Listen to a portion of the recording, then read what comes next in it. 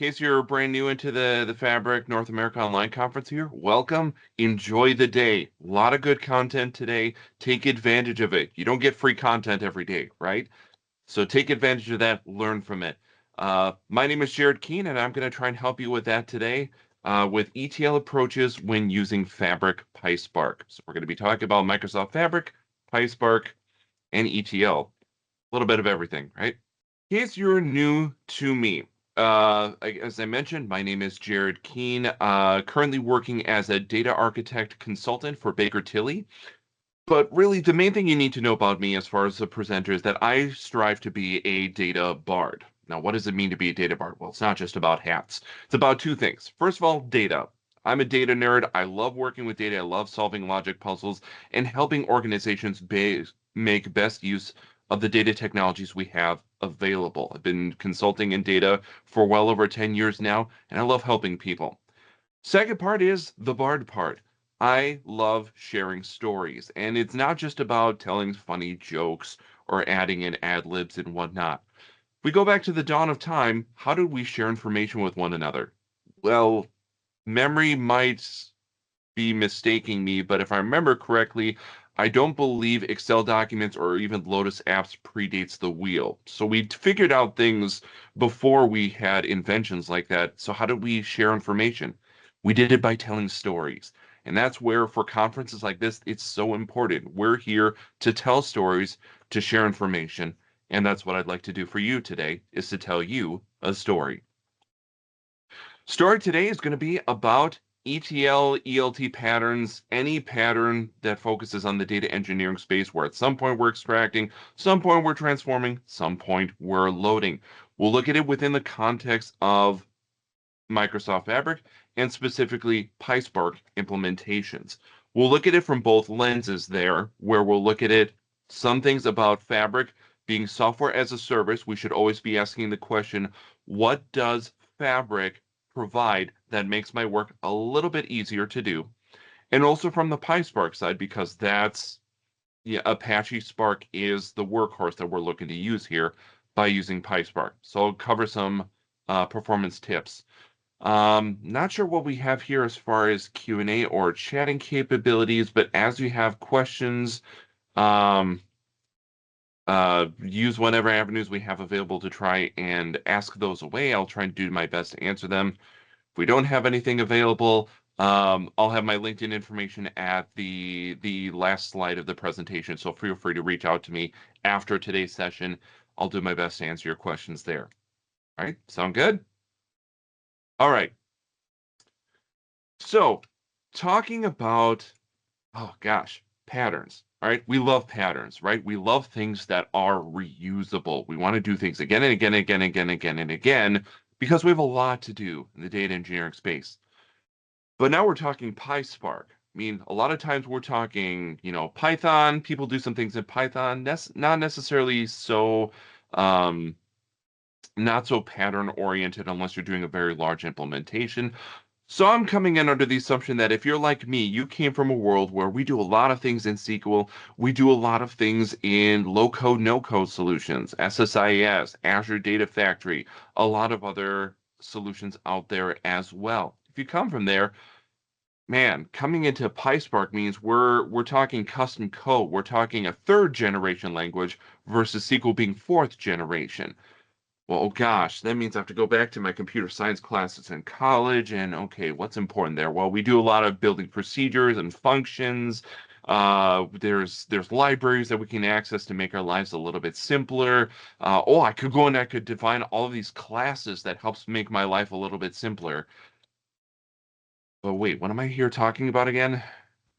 Oh, right, I'm here talking about patterns. ETL patterns, extract, transform, load. Well, if I'm talking about PySpark, it means I need a brand new pattern, right? All these things that we've talked about using other technologies and such, it no longer applies, right? Maybe this isn't the way that you thought about it, but I'll say when I got started working with PySpark and when I started thinking about honestly building this presentation, that same thought came to mind. PySpark means a new pattern, right? We need a new approach to doing things. Well, let's make sure we set the appropriate framework about how we should think about this. Because if we really think about it, The pattern predates the language. All right, we've been doing ETL technologies well before even SQL existed. COBOL, previous technologies were able to do things along the lines of ETL patterns. Granted, they got more popular when data engineering and the data industry itself became more popular, but the patterns predate that. So when we think about this, we need to make sure that we understand the pattern itself is not changing. ETL, ELT, ELTL, TL, TEL, TEL, TEL, LLLO, TTTT, some L kind of at the end of it. That doesn't change. What does change is we need to frame it within the specific technology we're using, which means we are talking third gen. Now, in case you're not familiar with that, fourth gen, we're talking things like SQL languages, where the language is intended to be, I want to tell the SQL environment how I want to, well, sorry, I want to tell the SQL environment what I want as a final output. How exactly it gets done? You know a little bit about writing SQL queries for performance, and you know a little bit about indexing statistics or whatever's available in your environment. But that's not the query, that's the environment. Third generation means we're taking a step back. We're working more of a procedural world.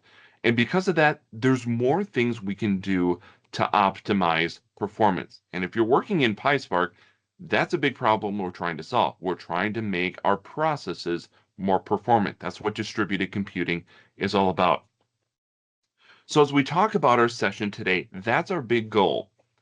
We're talking about the same ETL, ELT, and any variations thereof, those patterns within the context of a new technology, and we want to adapt the pattern to make best use of the technology. Since we're using Spark, that means these are the couple of things we're looking for. Distributed computing is clearly important. If we're not making use of the distributed computing, we're not getting the benefit out of using PySpark. Means also a couple things we should focus on. Incremental processing. Apache Spark is a compute environment where you spin it up when you need it, you deallocate it when you no longer need it. And with some of the upcoming features in Fabric, where managing billing for your Fabric environment, you can manage your Apache Spark billing in its own separate bucket, means this is all the more important for us to manage our costs. And then finally, reusability comes back to it being a pattern. We want a pattern that's reusable because the more it's reusable, the more we save time. So my goal today is to try and make sure I give you some tips and tricks on how to solve these three aspects: distributed computing, that we're effectively using it, incremental processing, reusability. All right? So the first idea, let's talk distributed computing. And the first thing we need to make sure we understand: data frames. If you see my other talk on PySpark, you know I say praise be the data frame because it is our main workhorse for working with data in Python or Spark workloads. But technically speaking, I should really say praise be the data frames because technically there's two. There's pandas, which comes from the Python world, and then there's Spark data frames, which comes from the Spark world. Now let's do a quick compare and contrast, and then we'll dig into a demo where I'll show you at least what it looks like in practice. What do they have in common? Well, first of all, they share the same sort of thing that many data technologies focus on. We try to focus on making effective use of memory as much as possible. Memory is more performant than disk, right? So both of them do that. This is where then they start to divert a little bit in terms of their use cases. Where Spark built in an Apache Spark environment is made to make use of that distribution of data across nodes. Pandas, in current state, is more still a single node environment. There are some things going on in the Python community where people are trying to solve this and make pandas a little bit more effective. But in current state, most Python environments, you're still working within the context of a global interpreter lock, which means you can't really make use of multiple nodes. So that means Spark's going to be better for larger data sets. Pandas is going to be best used for smaller data sets where within a single node, you can fit your entire data set into memory. Last thing, at least I'll say, and this is getting very nitpicky, but at least something to be aware of, especially if you're getting started with this within Fabric. Pandas data frames, the Pandas library itself does not natively support writing to Delta tables, whereas Spark data frames do. Now, it doesn't mean you can't write a pandas data frame to Delta. You can very much do that. It just requires additional libraries. So be aware of that if you're getting started with these solutions. Now, I mentioned at least distributed compute, we're trying to solve the performance problem. Is there really a strong difference between the two? Let me show you. I'm going to kick off my demo environment. Actually, no, wait. We'll go ahead and for sake of time, I'll show you the results of my last run. But let me at least set the framework on this. So the first thing you should know about your Fabric environment is your clusters, everything that you can set up is based on capacity. And for the most part, defining your clusters is number of nodes that you have and size of nodes, which is the graphic I have up on the screen. Important thing here to note is in terms of the number of nodes and the size of nodes you can create is dependent on your capacity. And most times we think about it in terms of the number of vCores we have available. Just be aware that there's also a memory limitation for each node size. This is straight from Microsoft Learn documentation if you want to look at this more. But note that in the demo environment we're dealing with today, we'll primarily be looking at medium nodes, which means we've got 64 gigs of memory per node. All right? So the Pandas Spark debate, does it really have an impact? Well, I'll show you two example scripts that I've written up, and I'll have a link at the very last slide to my GitHub repo where you can access these scripts if you want to use them in your own environment for testing purposes. But I've got two scripts here. One is using Spark, the other is using Pandas. Okay, they're using two separate data frames, but they're both trying to accomplish the same thing. Quickly create a 100 million record data frame and save it off to a CSV file. Saving it off to CSV because, again, I want to show the native experience of Pandas, and I don't want to at least use a secondary library to try and show the impact on performance. So 100 million records, we're just generating those records, putting them into a data frame, saving them off into a CSV. I'll scroll down to at least the bottom of this and show you quickly. This is our Spark example. And see here, last time I ran this, it executed in about 54 seconds. Pretty decent performance for 100 million records that we're working with. All right? So 100 million records. And this is working with the default for, this is a trial capacity. So I'm working with a medium nodes, as I said earlier, and I allow it to dynamically allocate 1 to 10. This is a starter pool configuration for an F64 workspace. All right. So Spark can get that done in about a minute. What about Pandas? Pandas trying to do the same thing. All right. Logically, they're performing the same functions. Let's look at the time run for this. Just shy of 10 minutes. And I've tried to do this test a couple of times, and so far, it might be coincidence, it might be correlated, the fact that this happens to be 10 times as long as it takes to run this compared to the Spark equivalent, knowing that we've got 10 nodes in our environment. I at least have been trying to dig into it and wanted to come up with more of a definitive answer on that. And at least so far, the results are a little bit inconclusive, so I didn't want to share that here. But in terms of general logistics, at least certainly there's a significant difference in Pandas performance versus Spark performance with large data sets. So clearly, if we're working with large data sets, and I'd say at least for me, hitting the about 100,000 records, once you get from there to about 1 million records is when you start to see a performance difference in this environment. So make sure you're using Spark data frames, especially making use of PySpark, because that's how you make best use of the distributed environment. Means also you need to talk about some things with your Fabric admin. So make sure at least you're talking with them about this graphic here. This is also from Microsoft documentation. It's showing the number of vCores that you have available, and you can translate the vCores into the types of nodes that you can create.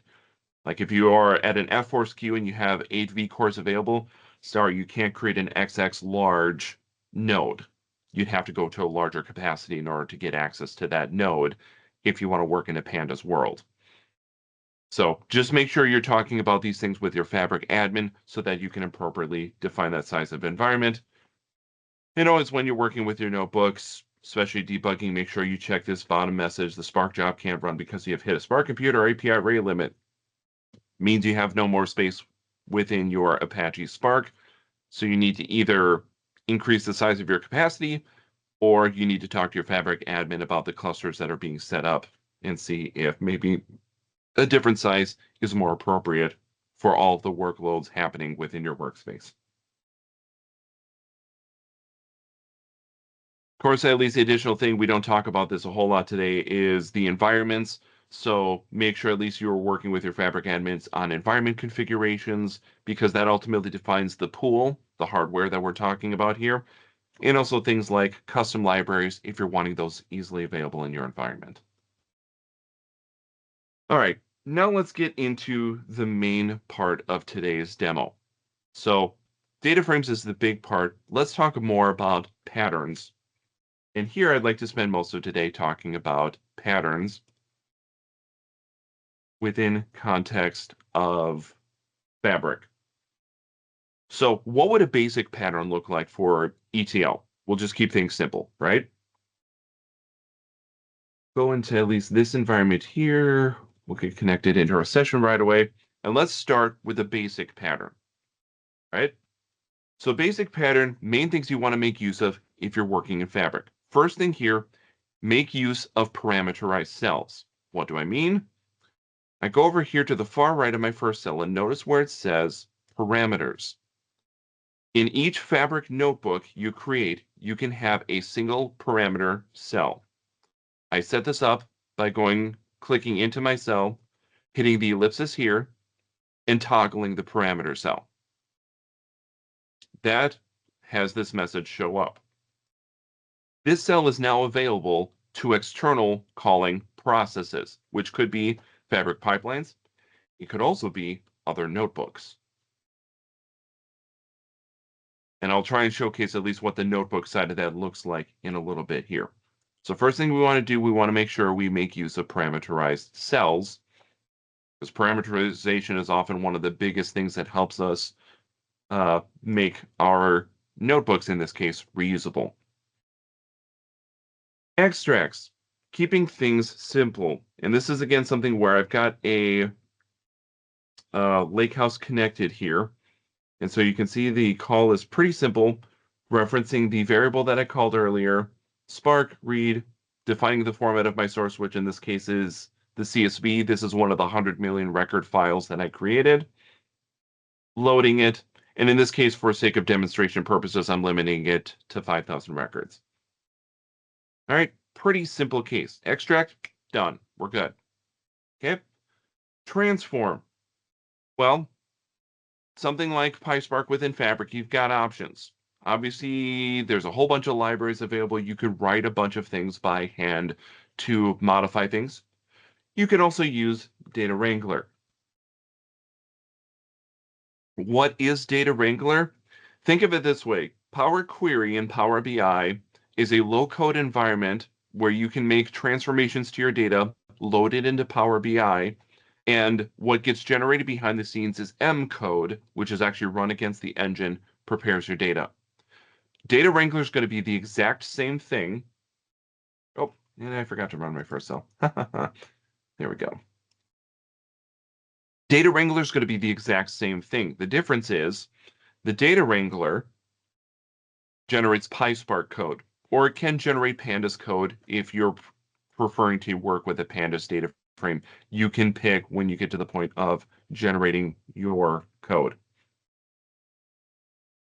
What does that look like? Well, once I've got a data frame loaded up, which I had to run at least my initial cell for variables, and I ran this to get this data frame defined within my environment. I can hit Data Wrangler, go into Data Frame, and then this is what the low-code environment looks like. So a bunch of things look similar. Operations is going to be a place where I have a list of a bunch of things I can do to transform my data. Cleansing steps, like Power Query, Data Wrangler is going to generate a bunch of steps in order as you define them. And to be clear, as you define them. So same thing as Power Query, same things are going to be in consideration here. It's a good place to at least get started to clean things or to define your steps. Optimization is probably a secondary step you would take beyond this. And then here at least would be a place where you can profile your data. And down here in the bottom section, you can see the script that is generated. Give this about another 10-15 seconds to see if this loads up. If not, we'll go back to the pre-recorded demo I have here.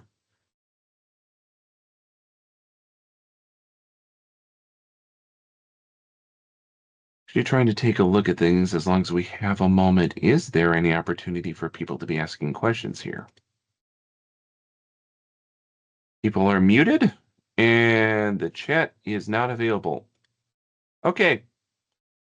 Well then, I guess we'll have to pause for questions until LinkedIn at the very end. Okay.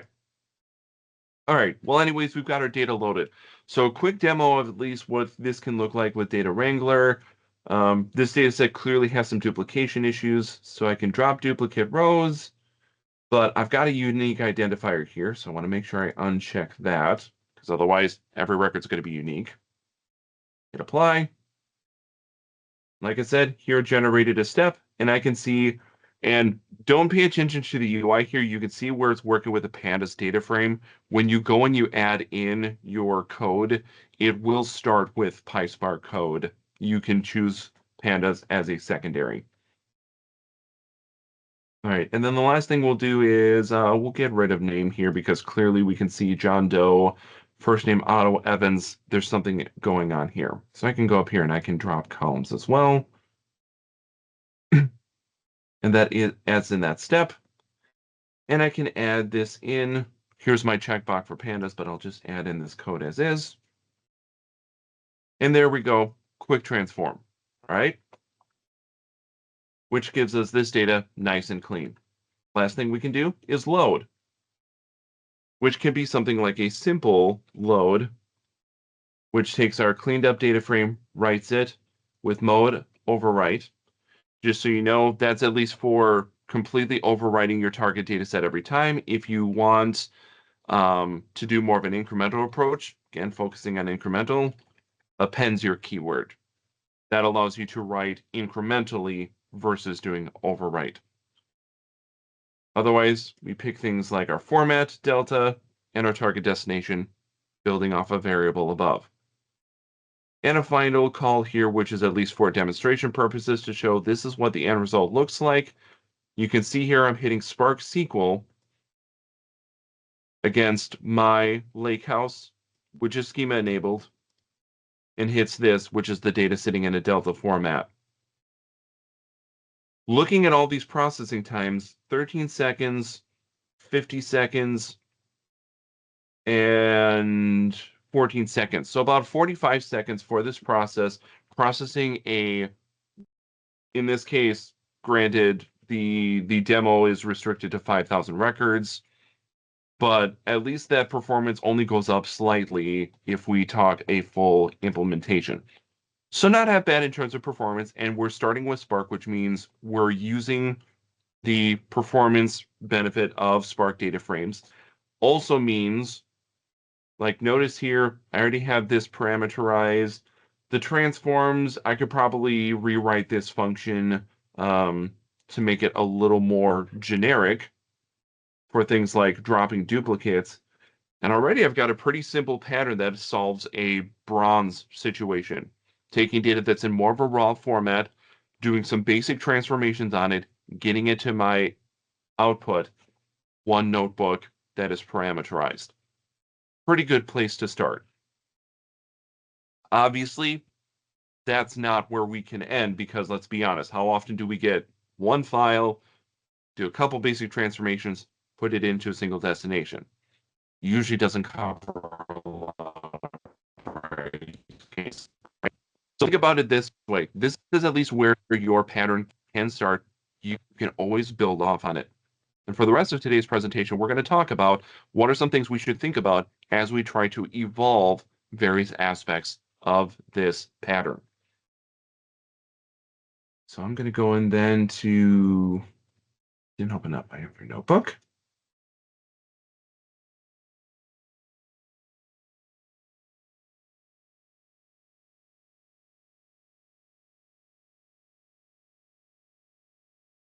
And we'll connect into our session right away.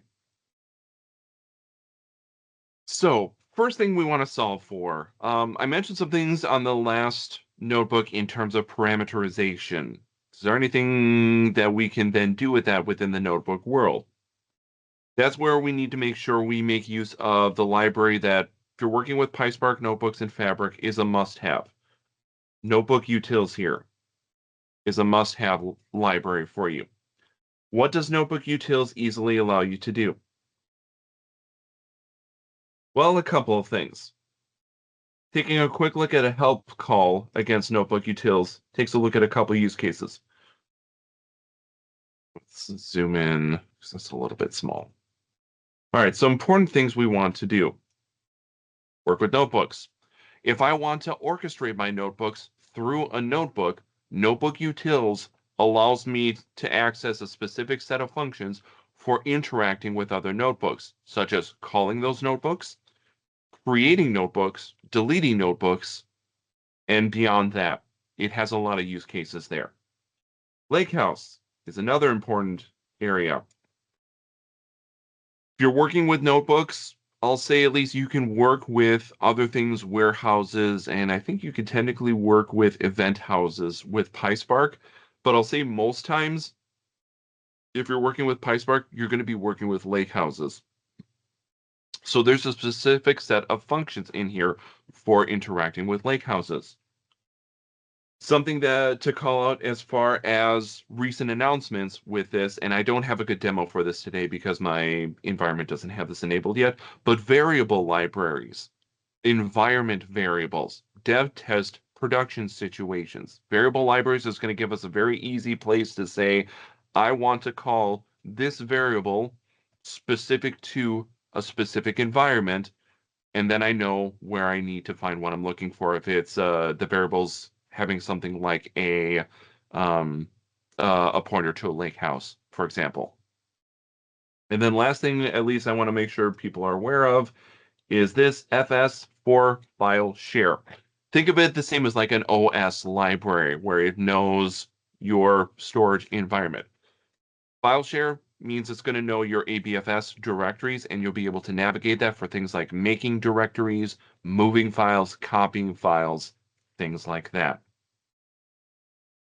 What does that look like in terms of actual practice? A couple of examples here. First one here is just a notebook utils call. I mentioned orchestration. So one way I could orchestrate this is notebook utils.notebook.run. Here I'm passing in the name of the notebook that I'm calling. Also notice that it's just the name. So this is workspace specific. Okay. This can only see notebooks that are within the same workspace as the notebook that's making the call. Here is 5000 is a timeout stamp. And then this is an array I can pass in, or I feel like it's technically a list. But if I have parameters, I mentioned that parameter cell here. This is where I can reference it. So in this case, the notebook I'm calling is actually the Sparks large data frame test. That's the first notebook we took a look at. And it happens to have a parameter cell that has a destination file. And in this case, we're passing in just a value to prove that we can pass a value in and get it back out. So this is a passed in value. Notice I've also got an output out here. Unfortunately, this is just a string value. So I was hoping, at least getting into this, that this would allow us to pass out a data frame, but unfortunately that's not an option in today's state. This can only pass out a text value. So useful for saying like this process succeeded, this process failed, it processed with an error, and this is the error it ran into for error handling. Those are the better use cases for this. You can see here that this is the output of that, which says the passed-in parameter was, this is a passed-in value, matches here. Okay. All right, so we've got the orchestration side there figured out. Now, the other thing that would come up in terms of orchestration is similar to that spirit of variable libraries. The Lakehouse part of Notebook Utils on its own is warehouse specific. It can easily find the lake houses that are within the same workspace. If you need an example of what it's like to try and access a lake house that is in a different workspace, check out my YouTube channel. I'll have a link to that at the end of the presentation. I'll show an example there. But kind of same thing as this Spark's large data frame test. At least the benefit of working within a single lakehouse environment means I can access the lakehouse itself with Notebook Utils Lakehouse Get. Pulling it up by name, I get access to a fair amount of information, which includes the workspace ID if I need that for some information, and also the important thing here, the ABFS path. What that enables me to do then is do something like a call here. We're taking this lakehouse object, I can call the same sort of Spark read, so we're doing an extract here and loading it in, but notice here I'm passing in that ABFS path. If I can then parameterize that lakehouse name, I now have a way here to parameterize the lakehouse name, and I can then access the entire directory here. So if you're working in multiple lakehouse environments, each lakehouse might have the same relative structure, but the name might be different. This gives me a way that I can patternize this so that I now can take the name of the lakehouse, figure out its ABFS path, make the rest of it relative. A lot of opportunities for patternizing this. If you want to do that in an alternative way, so Notebook Utils is at least the easiest way to do that if you like working with libraries like this. If you don't want to work with the libraries, here's another alternative. So Notebook Utils, best practice 1. 1.5 is if you're wanting to do this in a different approach. Consider if you're working in a single lakehouse, and that's the scope of this notebook.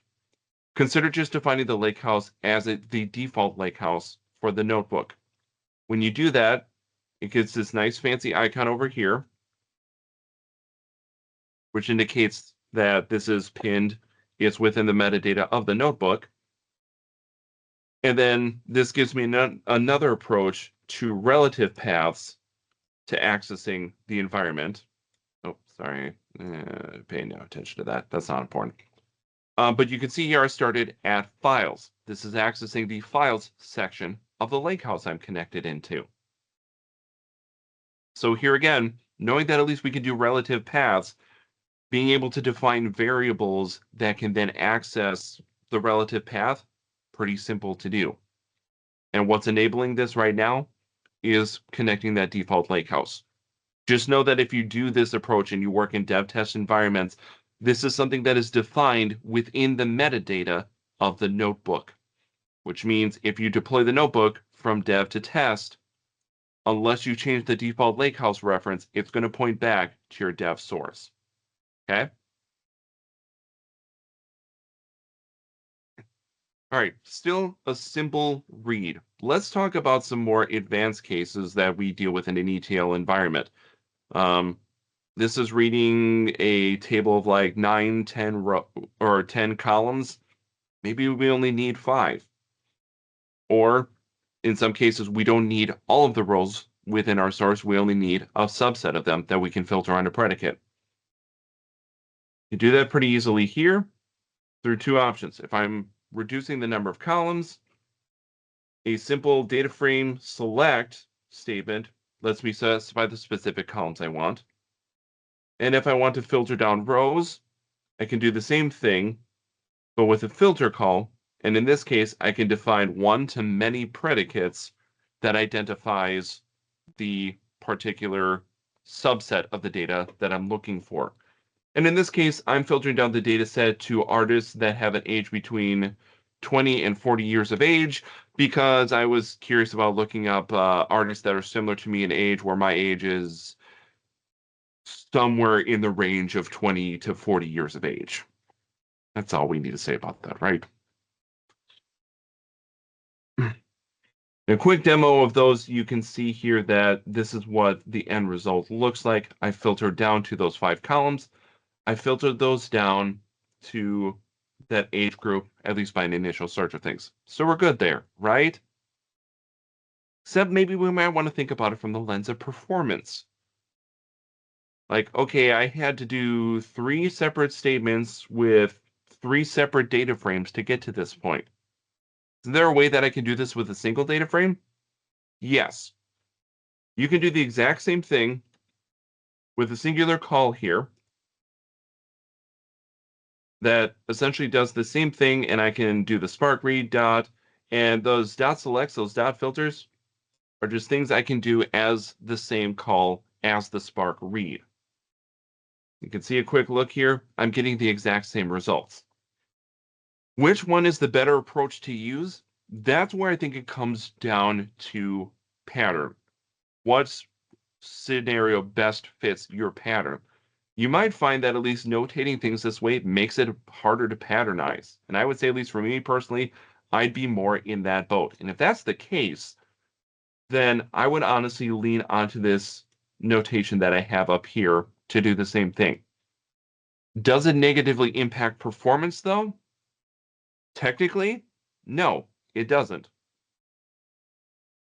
This one runs in about 2 seconds. This one up here ran in about 1 second. The performance here is pretty negligible, but it's multiple statements to one statement, right? This is at least some advice for if you are coming from more of a SQL or SSIS or Data Factory 4th gen world. Important thing to note about here. We need to rethink what we determine as a transaction. Transactions in the SQL world, we think of it as like a singular SQL statement. Or if we get super fancy with things, we formally define begin and end transactions, define what the scope of our transaction is. In PySpark, a single line of code does not constitute a transaction, at least not necessarily. What we're talking about here is we're talking about that both of these examples return the exact same result set in exactly the same way. And how? There's an important term you should know about PySpark environments or Apache Spark. It's called lazy evaluation. What does lazy evaluation mean? It essentially means Spark doesn't want to do anything with your data unless it absolutely has to. And when does it absolutely have to do things? Most common scenarios are writing to a file. Obviously, to write to a file, it has to do something. Printing data to console is another situation where it has to do something with data. And probably the other most common situation, aggregations, counts, group bys, things along those lines are the situations where once you take that sort of step, now something has to happen. And that's about at least the best to explain it, at least for sake of examples here.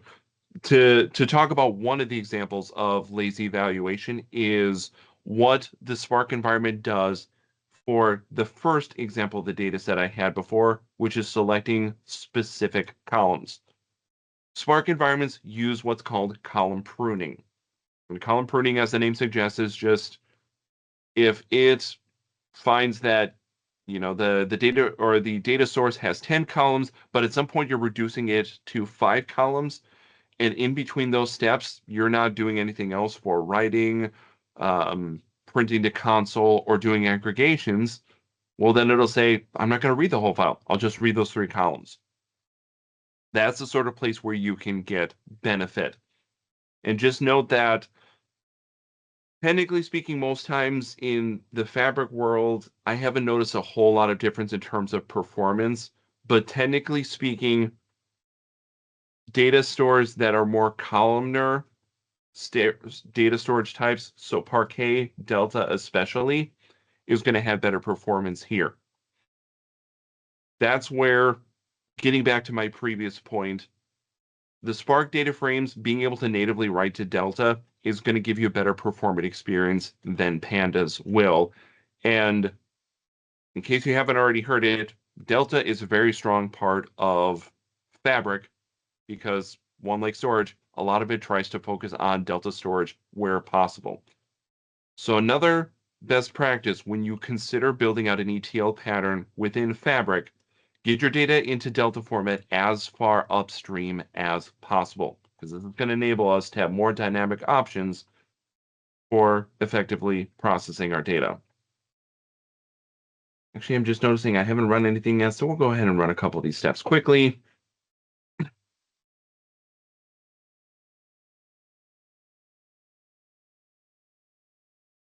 Run this, but we don't technically need that step. We'll cancel that. Let's got that into our data frame. Yeah, I know I canceled it. I'm sorry, bad me. And then let's go ahead and write this. So the load side of this. One other thing I want to note, and this is especially for people who are new to PySpark. Notice I've got 2 notations here when I'm writing data. One is writing to Delta. One is writing to CSV. Both are doing overwrites, and the paths are different. One is focused on the table side, which is more managed tables. The other is files, which means we're in the more unstructured side of the lake house. I have this note here. You may want to check that CSV right, because you notice here I specified updated music industry data CSV. Let's take a look at that actual path there. So I'm looking at relative paths. So I look at my default here, files, processed, and there's my file. Just got a folder icon. Important thing to note about working with PySpark, and especially to achieve best performance in situations like this, distributed computing, which means each distribution is performing its own function. When you're doing this in a Spark world, typically you're not generating just a single file in terms of output.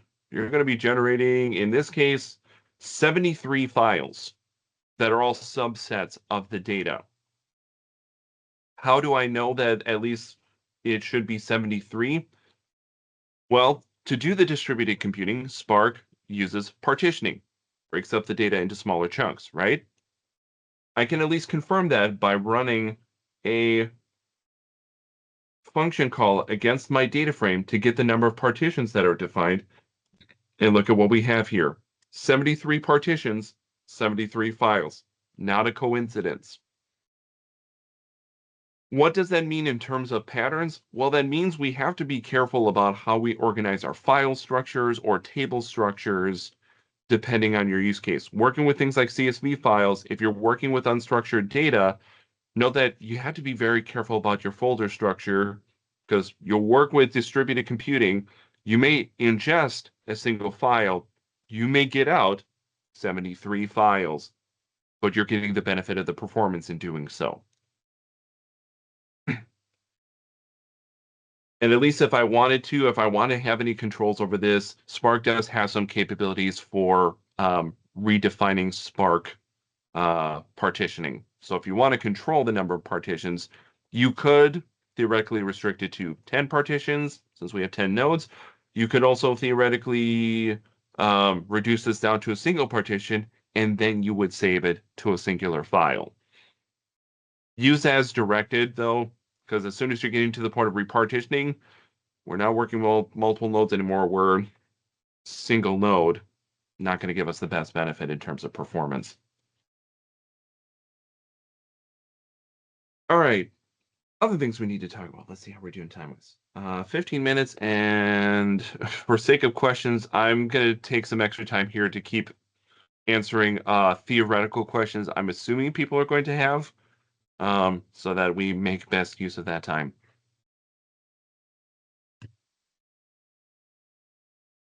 So far, what I've shown is what performance and such looks like within respect of just times. What if you actually want to see the actual, I mentioned execution plans earlier. What if you want to see the actual execution plan? Allow me to explain by making use of the explain function, which you can use with Spark data frames. The call itself is pretty simple. Once you have your data frame populated, you can hit a dot explain mode extended, and that'll give you something like this. Right now, I've run this twice, once against the columns, which was the first data frame that was created, so it's only filtering the columns. Rows does both. It's taking what was done in the subset columns data frame, and it's also restricting the rows based on the age predicate we put in there. I'm not going to get too deep into at least the explanation of execution plans and the differences, but you can see here, initially this first one, project, it's taking a look at the specific columns there. If I look at the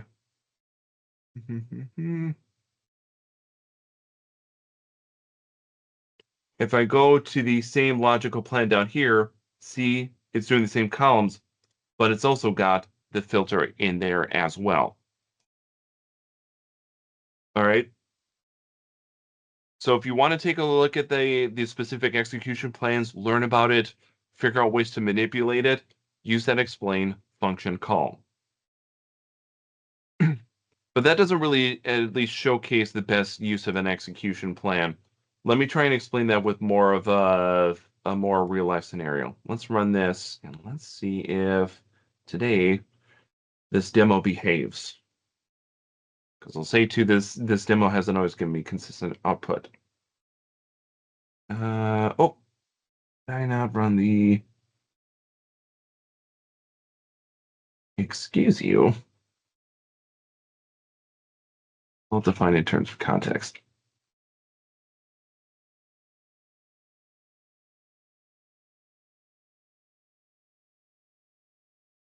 Okay, maybe it could be a. I'll have to fix that because that'll be in the demo online. Um, this is at least what I should be able to focus. This is what you get for messing with your demos the morning of. Um, the important thing I'm trying to call out here is notice here this call here display. This is something that is generated from things like dragging and dropping from a data store on the left into a cell. It's also generated if you utilize Data Wrangler to figure out your transformations. What I'd be able to showcase here is that this there's two codes, or sorry, there's two code cells within this notebook. One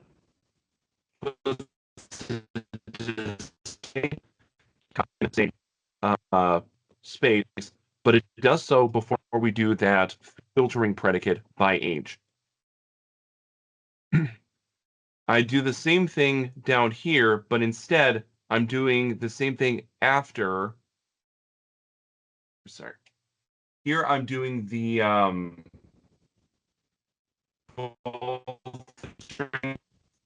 or doing the display function. What I should be able to showcase here is this consistently performs in about 4 seconds. This one up here, when it actually runs, has consistently run in about 20 to 30 seconds. And again, they're doing the same operation. What's the difference? This display function is one of the things that triggers the execution plan that Spark needs to do something. And because of the place that it's in, this is identical, but the performance will differ, and it is because of where the display is located. And logically, that makes sense. Display something that triggers it. So this means the process needs to determine an execution plan for these steps, and then it needs to do the filter as its own separate step. Not going to necessarily be the most performant. Versus the one down here, which does all the filtering before it attempts to do the display. Because of that, it can be more performant. So best practice here as you are using some of the Fabric built-in features, which again, for things like Data Wrangler, if you're figuring out your transformations, go ahead and make use of it. It's a great tool to accelerate your development. Just be careful about displays. Display when you want to display, and when you get to your production workloads, only display when you need to, because if you don't, those displays are going to impact your performance in your production workloads. Final types of scenarios we'll talk about here, which I haven't talked about too much yet, is multi-table situations, joins, right? Well, this is an example of what joins can look like. This is 3 data frames that I'm creating, one for a customer table, one for sales, one for city. And we want to provide some additional context for our sales data, which means we need to join from sales into customer using this join function for the Spark data frame. Note here that this join is to a data frame and it needs to be a data frame. Well, that's not great. I want to be able to like kind of combine this all and do it before we need that, like this isn't going to perform the greatest. This is where the display is important. If I'm doing all of these steps here, reading into data frames, the join here, before this display occurs, this whole scope here is what is being evaluated for the execution plan, which means the execution plan can figure out how to do all of this performantly as one step versus having to do this as independent steps, which is especially important to note for things like patterns, where sometimes we might want to break this out into separate steps for sake of pattern. And again, as long as we're careful about displays, we can do so, and we can do so in a performant way. I also wanted to make sure I showcased here that this is what a more complex predicate looks like. If you need to do like more complicated joins where notice up here, my join predicate is just customer key. That assumes that the customer key is identical in both data frames. The column name is accurate and identical. If they're not identical, you need some syntax like this, or something like if you do a predicate where you only want to join under specific context within sales, you can do something like this, df sales, total including tax. And this would be looking for like transactions that are large transactions, as the business would define them as transactions larger than $50. So there, we have more flexibility in terms of patterns to do these things, break it out into separate statements, but still get the performance benefit. So something like that is a little bit overkill if, like, the example above is going to flatten out sales, customer, and city into a very large table with all those attributes. What's something we might do in terms of ETL process? Well, we might do key lookups, looking from a native key to find the surrogate key. Well, knowing lazy evaluation, I can break it up into separate statements, and I can say the solution, the data, good gravy, the table that I'm looking up to, I can just select those specific columns and then join into them. And I can take the additional evolution there and build it into a function. Now I've got a reusable function anytime I need to do a lookup to the city dimension. Simple way to do it. And if I can figure out ways to effectively manage my code, maybe build a custom library that would have these lookups available all the time, now we're talking patterns. Now we're talking reusability. And through the use of things like functions and making sure we understand lazy evaluation gives us more flexibility to use the PySpark language to its fullest extent. All right, Couple minutes left, and I want to make sure I respect the other presenters here, so let's wrap up quickly. So, some of the things you should think about when designing your pattern for ETL within Fabric using PySpark. Make sure you understand lazy evaluation, at least the principles behind it. Even if you can't easily diagnose an execution plan, if you understand the principles it runs on, you can still effectively write your code and develop a pattern. And if you want to get into those details, use that explain call. ETL steps, reading data, writing data, focusing on writing data into Delta. It's incredibly important because Delta, for especially large data sets, is going to be more performant than our CSVs, text files, whatever our source may be. And then filtering, we have flexibility to build our pattern out in different ways depending on how we understand lazy evaluation.